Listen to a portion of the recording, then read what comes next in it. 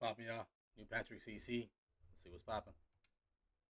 Barrymore was just 9 years old while suffering from the devastating effects of addiction. Because of her Hollywood success, she spent her nights and weekends in clubs with full-grown adults who were supplying her with substances. As if that wasn't crazy enough, her own mother was the one bringing her to these clubs and parties. With no father figure in her life, Drew had no way out of this darkness. That was until she met one man who understood her struggles on a deeper level, Keanu Reeves. Keanu had also been abandoned by his father. He also had dealt with the complicated life as a child actor. Therefore, he could not live in good conscience if he just watched Drew.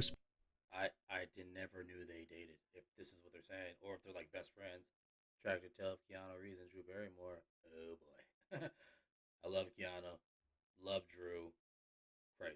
Spiral down even further, and one night while Drew was at rock bottom, Keanu made a decision that would drastically change her future. It's a miracle Drew Barrymore made it out of Hollywood alive. And this is how it happened. The Beerrymore family is one of the largest acting families in entertainment history, going back more than 400 years and spanning 7 generations. The family's roots in theater started in 18th century Europe, with Thomas Haycraft Lane and Louisa Roos Lane, who were traveling actors. At that time, traveling actors would move from town to town performing plays in town halls, inns, and even churches. Essentially, wherever they could gather an audience, they would put on a show. The Barrymore name itself was chosen as a stage name by Herbert Blythe, Drew Barrymore's great-grandfather, who became known as Maurice Barrymore. Maurice moved to the United States and married Georgiana Drew, who also came from an acting family. Georgiana's father, John Drew, owned the famous Arch Street Theater in Philadelphia, which was sadly demolished in 1936. Maurice and Georgiana became the parents of 3 legendary actors, Lionel, Ethel, and John Barrymore, who became known as the Royal Family of Broadway. These siblings found major success in theater and film during the late 1800s and early 1900s. Lionel Barrymore started on Broadway before moving to Hollywood, where he acted in over 200 films, including Grand Hotel and the Dr. Kildare series. He won an Academy Award for Best Actor for his role in A Free Soul. Ethel Barrymore also started as a stage actress, who later acted in films and ultimately won an Academy Award for her performance in None But the Lonely Heart. John Barrymore was the most famous of the siblings. He started. I never heard ever in my life siblings winning Oscars.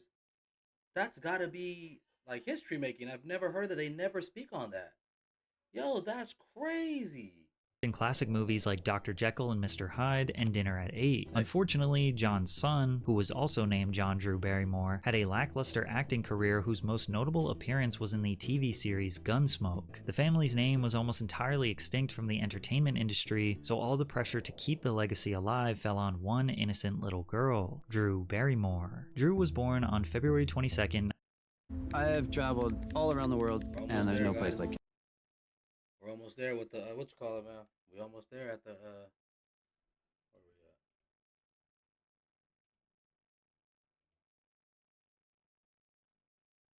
64.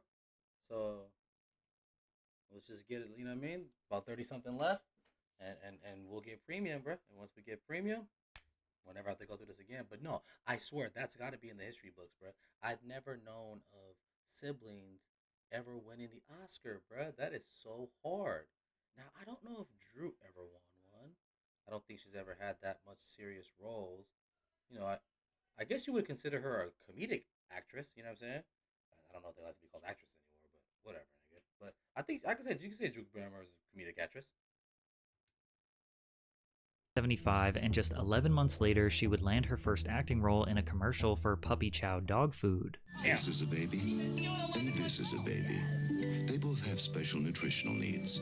That's why a baby should have his very own baby food, and why a puppy should have his very own puppy food. Barrymore appeared in a couple of TV movies and shows in her early years. At around age 4, she was cast in the TV movie Suddenly Love. Then she had a small role in the horror TV movie Bogey when she was around 5. Immediately after that, she made her first feature film debut in Altered States, which was a 1980 sci-fi horror film directed by Ken Russell. Although her role was small, it opened the door for her next film, which would drastically change her life. At age 6, Drew would secure a major breakthrough acting role in the iconic film E.T. the Extraterrestrial. E.T. is about a young boy named Elliot who discovers and befriends a friendly alien stranded on Earth. Elliot and his siblings hide E.T. from the authorities and help him find a way back to his home planet. Drew Barrymore played Gertie, Elliot's younger sister. Gertie is a curious, lovable character who quickly warms up to E.T. and helps her brother keep him a secret. Elliot, look what I made for you.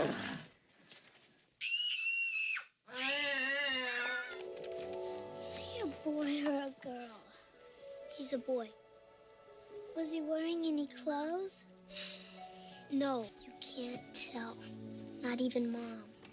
Why not? Because, grown-ups can't see him. Only little kids can see him. Give me a break. Drew's performance stole the hearts of millions around the world. Not only was she adorable, but her innocence represented the joy and wonder that we need to protect and cherish for our children. And it turns out she was just as pure behind the scenes. Now, I believed E.T. was real. You asked the wardrobe lady if you could have a scarf for E.T.'s neck, because he was going to get cold. In June of 1982, E.T. became an instant classic after it grossed a whopping $800 million worldwide on a $10 million budget, which made it the highest grossing film of all time, and held that record for about a decade until it was broken by Jurassic Park. But before we dive deeper, a quick word from today's sponsor. Underdog is... I don't gamble, player. and it is the Autism is actually a convoluted subject when you break it down. People often said that acting was in her blood or that she was born to act, meaning that she essentially inherited this amazing window of opportunity built off the hard work of her ancestors. Which is good, but that would also cause some people to hate her because there are so many actors that won't ever get the same chances or opportunities just because she is related to the right people with the right connections. However, there is a third way to assess nepotism that most people tend to ignore, and it is the ramifications that a child faces later on in life when they are essentially forced into a life or career without having any choice. Due to the success of E.T., you could argue that she not only honored but carried the legacy of her family's name. Unfortunately, her father did not care. He was merciless, violent, and abusive towards her. Drew's earliest memory of her dad was the time he tossed her into a wall. She was 3 years old. He also held her hand over the flame of a candle, telling her that pain is imaginary. Talk about someone who was not a careerist. He was like, "I will burn this effing dynasty to the ground," Drew said. Considering her life at home was so dark, it's actually pleasant knowing she found some solace on the set of E.T. When I came onto the set, I was like, this is my family. Steven can be my dad, you can be like my mom, and you are my brothers. Barrymore looked at director Steven Spielberg as a father figure. She says that he is the first person that ever cared about her. We love each other. I go over to his house and we play games and we see each other a lot and we're still best friends. Yeah, he's like the first person I knew cared. Now, some people might think it could have done additional damage that Spielberg was kind of like a father figure, but not an actual father. So once it was time for him to move on with his career, he wouldn't be able to provide or care for her like he when she was on the set of E.T. But Drew says this was not the case. But isn't it sad when you look back at it? You had to look towards Steven Spielberg, the producer or director of the movie, for a father figure. What? Who better? Is it a good thing? Yeah, it is a great thing. And by the way, but didn't it crush you when he wasn't available to you? When Steven Spielberg becomes your father figure and he's not really your father, and then you go, "Where's Steven? I need him." He was never unavailable to me. After E.T., her child acting career skyrocketed. Steven then took Drew to Saturday Night Live, in which she became the youngest host in the show's history. Relax, kid. You're gonna be just fine tonight. Hey, come on. Can I get you a glass of milk, honey? Milk? I'm a Beerrymore. Get me a drink and make it a double. If only they knew that Get Me a Drink and Make It a Double wasn't exactly a joke. Sadly, at just 9 years old, Drew Barrymore's battle with addiction had begun. Her mother Jade got divorced from Drew's father and started solo parenting, which led to her mother taking Drew to the famous New York nightclub Studio 54. This club was highly exclusive, reserved for Hollywood elites to indulge in substances and animalistic fantasies. From the age of 8, Drew called herself a party girl, going out with her mother and her mother's friends once to up to 5 times a week. I had a mom, but she was more like my best friend, said Barrymore. She was like, do you want to go to school and get bullied all day, or do you want to go to Studio 54? And I was That's like, crazy as yes, fuck. absolutely. In Drew's 1990 book called Little Girl Lost, she describes what it was like to go to Studio 54, and there was nothing as invigorating as walking in and being engulfed by the thud of blasting music and the swirl of flashing lights. It was Disneyland for adults, only I got to be a part of it. We went out pretty regularly, sometimes once a week and other times up to 5, but nothing was ever. Can you imagine, bro? TMZ getting a hold of somebody taking, I can't think of a child star. The only thing I think of, they're pretty grown now, I guess, but like the kids from Stranger Things when they were freaking like just starting 12 or whatever, and they up in the club, they're in fucking supper club or whatever in LA. Holy shit, it'd be chaos, my nigga. Everybody and their mama be sued, arrested, all type of shit. 9 years old in a club, in a famous club at that, Studio 54? Crazy as fuck. Enough for me. Being the youngest person at every party spoiled me. People treated me like a little toy, always telling me how cute I was, patting me on the head, or giving me a playful squeeze. However, since I was dependent on my mom, I couldn't always go when I wanted, which was all the time. This led to numerous arguments. I'd want to go out and party, my mom would want to stay home. I'd storm out anyway. She tells stories of using her little girl charm to convince grown men to give her alcohol. Can I have a sip of your beer? I asked. Yeah, sure, he said, handing me the bottle. I'm sure he thought it was cute to give a little kid a sip of beer, but I quickly downed the remainder of his bottle. Hey, I said a sip, he said, taking the empty from me. Sorry, I shrugged coyly. That's okay. You know, you just gave me my first beer, I said. Really? He said. Cool. Well, I had grown up very fast, and it's not very normal to see a 9-year-old at a big Hollywood party drinking. And it looks a little weird, and people were laughing and just saying, you know, I dare you to do this, and I did. 15-year-old dude.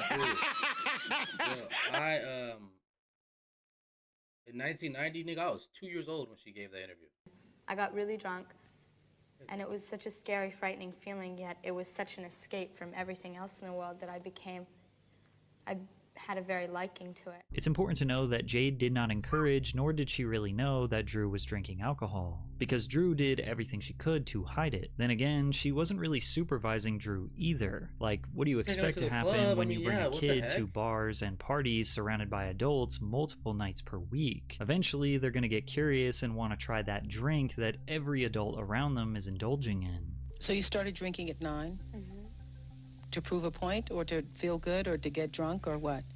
Well, I didn't really know. I mean, when I was 8, I had 2 glasses of champagne, and boom, I was like tipsy and, you know, bubbly and the life of the party. And I felt so good. All my problem had seemed, you know, to disappear for that hour that I was out of it.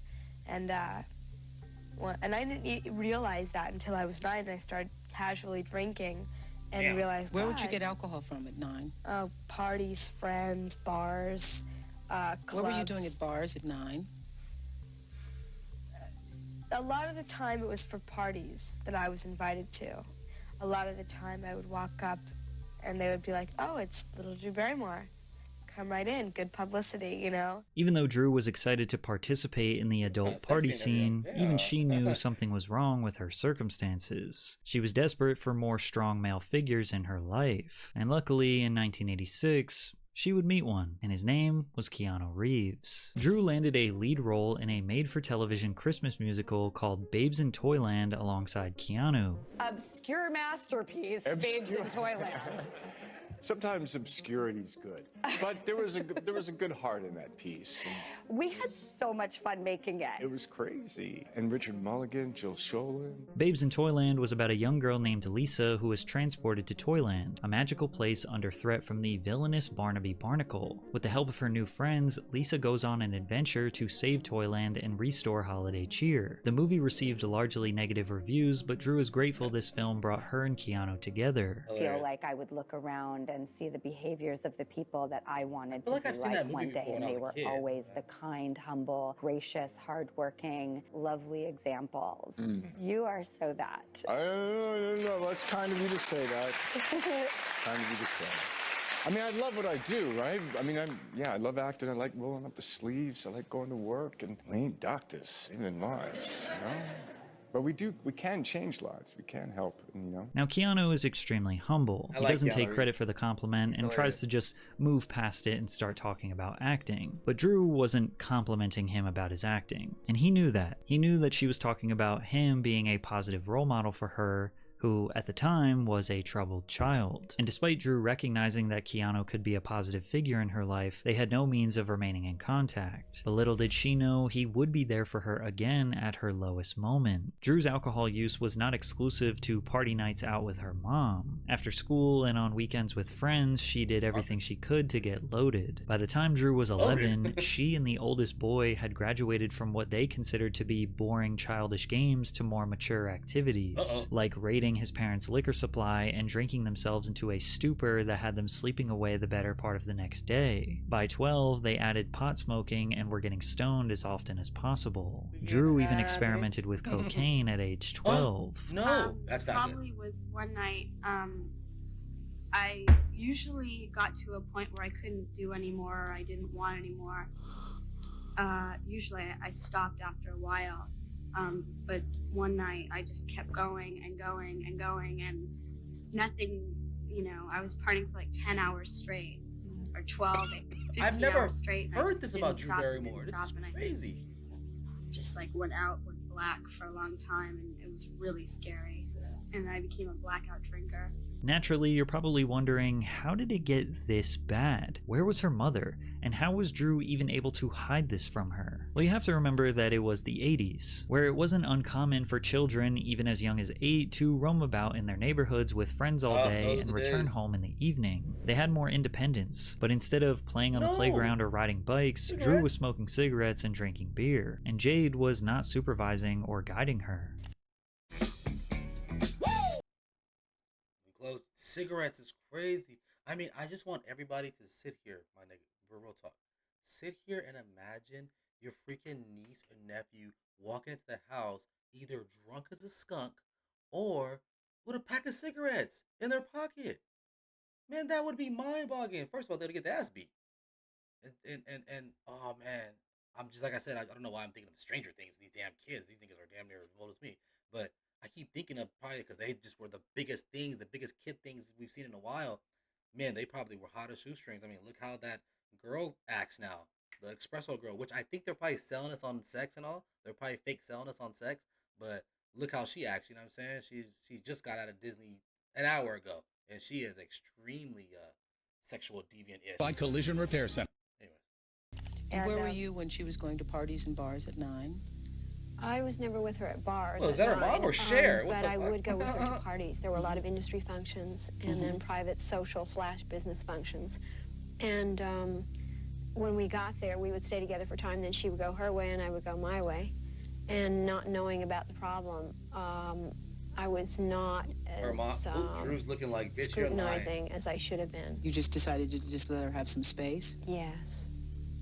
9 or 10, that's exactly the age where you need some guidance, some definition, definitely.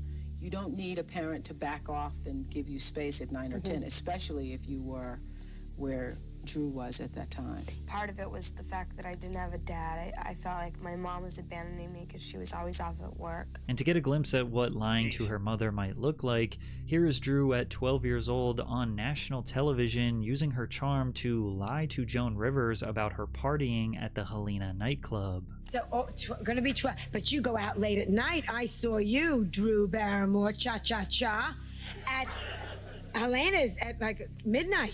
Really? Oh, okay. Now see, there's an explanation. Okay, see, Helena, I really don't go to clubs. I mean, people think, oh yeah, she's like she goes out every night. That is not true. See, Helena is my godmother, so I like to visit her every once in a while.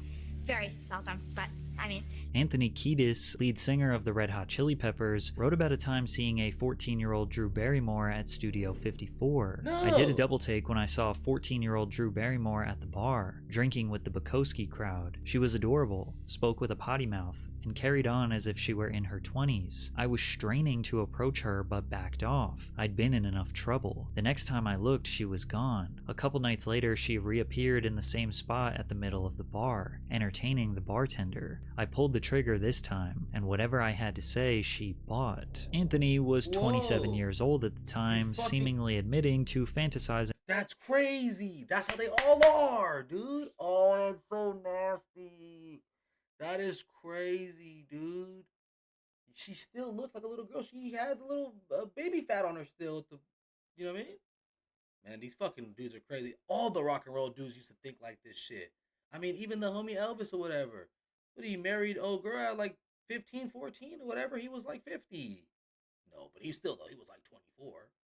About a 14-year-old. And if you think that might be a stretch, in his 2004 biography, he told a story about sleeping with a girl who confessed to him that she was 14 years old the next day. Then he admitted to sleeping with her one more time after knowing her age. Seemingly trapped in an endless cycle of drug addiction and surrounded by predators, all while trying to navigate the pressures of fame, working a full-time job, going to school, and thinking her mother doesn't care about her, Drew felt all of her problems would go away if she just did not wake up one morning. And at age 13, she attempted to make that her reality, but luckily, she was unsuccessful. Her mother recalled the incident saying, "She told me in confidence that it was nothing but a bid for attention," Jade says scornfully. Jade sent her daughter to an 18-month stint in a mental health facility in Van Nuys, California, where she was treated for addiction. And yes, Drew would go there during her show. Oh, I love her. You do not come out. I want to be on her show so bad. And I was there for us a year touching and a knees half. to knees, chopping it up.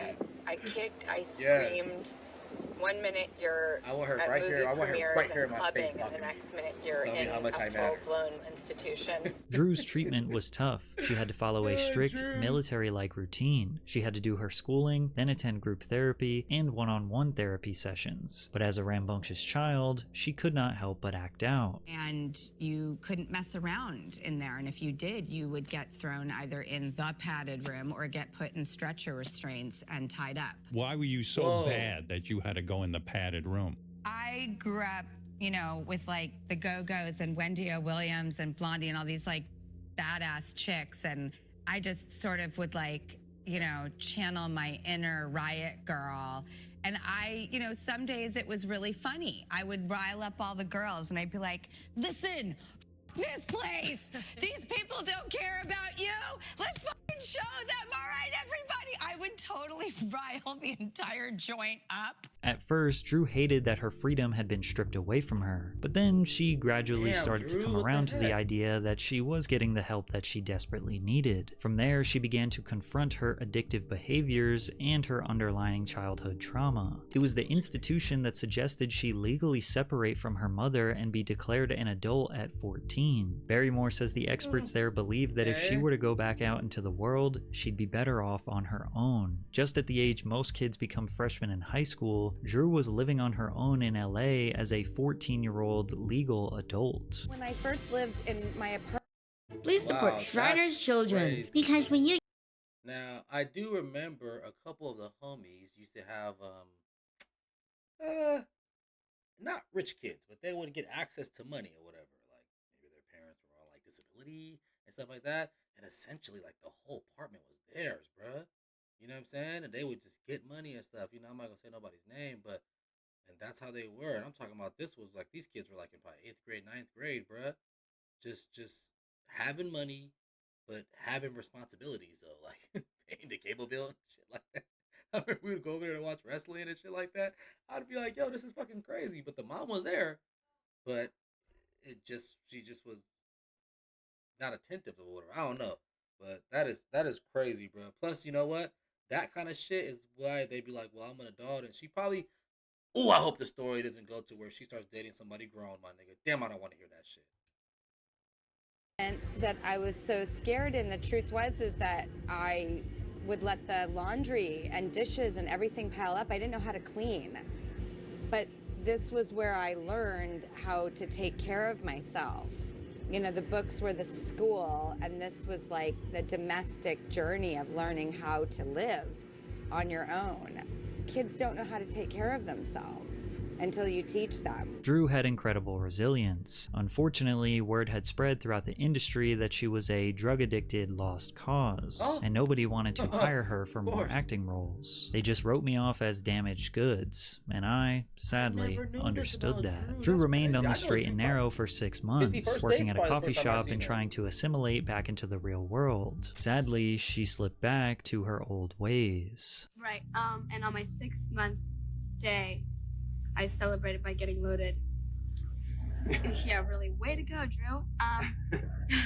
I got loaded that time because I wasn't doing it for myself at all.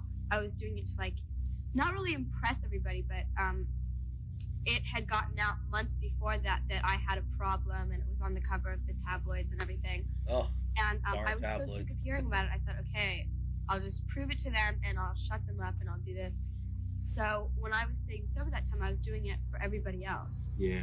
And you just can't stay sober that way because you have to want it for yourself. Drew seemingly accepted that her future was over. She would just live the rest of her life looking for her next high, and she had to, because the only way she could mask her shame was through drugs and alcohol. And although he is not a man of many words, Keanu Reeves understood Drew on a deeper level. Keanu's father, Samuel Reeves, struggled with substance abuse. He was in and out of prison for selling heroin until he ultimately abandoned his family when Keanu was just 3 years old. From there, he had various different men in and out of his life while his mother was dating. He lacked a father figure, just like Drew. Additionally, he was kind of an outcast in Hollywood like Drew. Early in his career, Keanu's agents told him that his name was too ethnic, which led to him temporarily changing his name to KC or Casey Reeves. Sure, he did eventually find success on the big screen, but his personal life did not get easier. In 1993, he lost his best friend and fellow actor River Phoenix. In 99, he lost what would have been his one and only child after the baby was stillborn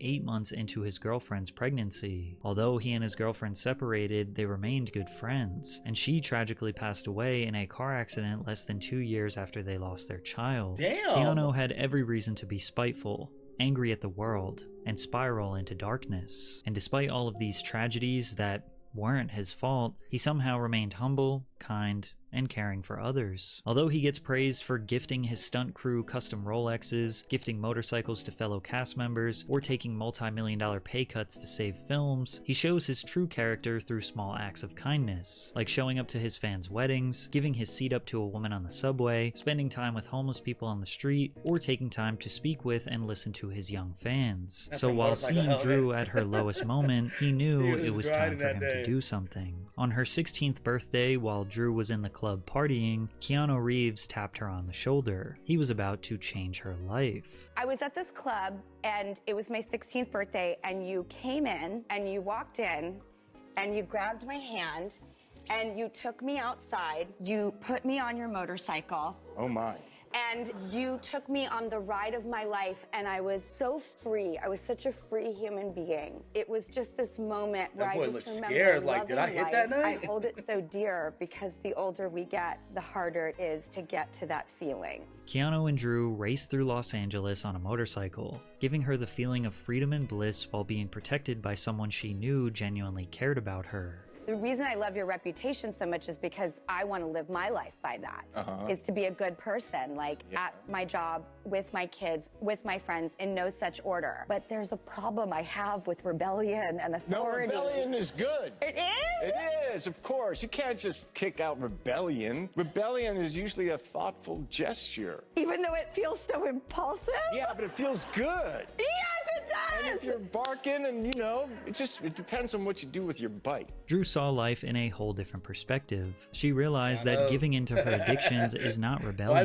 That is surrender. Alcohol and partying was tying her down, not freeing her. Keanu was living proof that you can overcome your trauma. And after that night with him, she had to ask herself, am I gonna get back into acting and get my life together? And I had to ask myself, like, did I really want to fight and prove to myself that I wanted to be here? And the answer was a really genuine yes. Like, it was my love. It was my passion. It's what my family has done since the silent films and theater and into the talkies. Like, I feel a genetic cosmic pull, and I love storytelling, and I love it.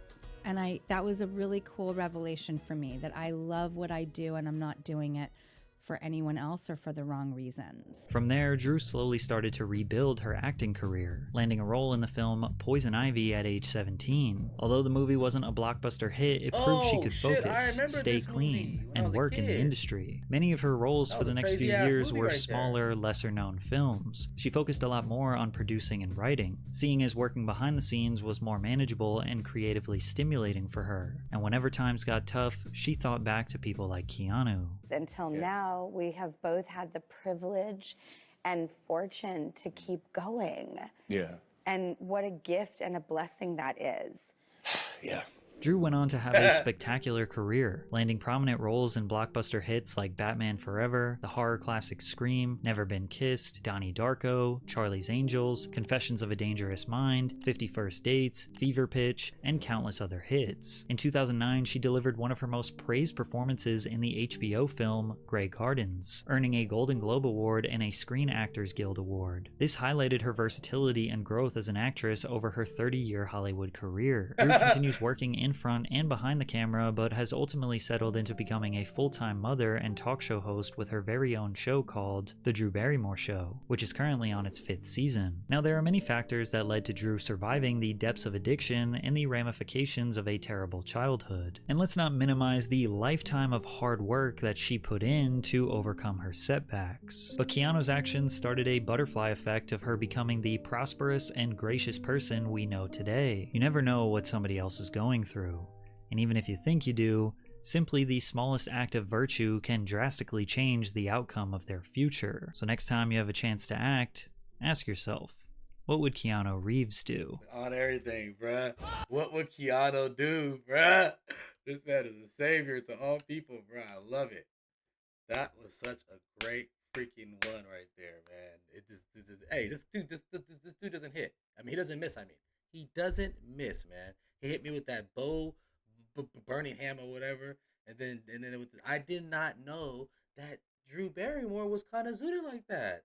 That's crazy, and it's funny because I think from being a kid, obviously me being a kid, I remember her from 50 First Dates, and then seeing her in that one movie with the one girl, she started dating her dad or whatever. It's a crazy ass movie. Poison Ivy is a crazy movie. You gotta watch it. It's a good ass movie. And yeah, but from E.T. to Poison Ivy, I didn't know she had a whole freaking story, a whole life of turmoil. Shit, I just thought maybe she was, I don't know, it's hard to go from kid actor to adult actor. So, hey, another great one by PatrickCC. Salute, brother. Make sure you get that man subscribed, of course. Make sure y'all get your boy subscribed. We're about 20 to 30 something away to getting that premium, y'all. Appreciate y'all. Peace.